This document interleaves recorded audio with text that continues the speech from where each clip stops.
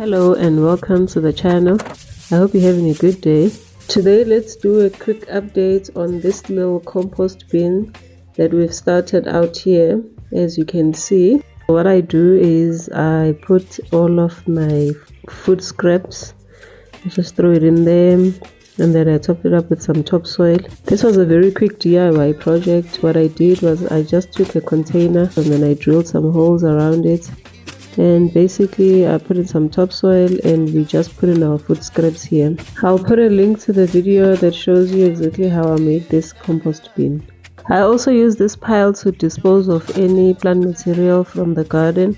For instance, when I'm harvesting or cutting down some veggies, whatever is left behind, I just throw it into this compost bin. As you can see, there's a little bit of those leftover tomatoes from that tomato jungle that I once took down and cut it up into small pieces. What I do is I turn the compost once every 2 weeks, and it seems to be decomposing very well. And that's it for our compost bin. Thank you for watching the video. Please leave a like and subscribe to the channel.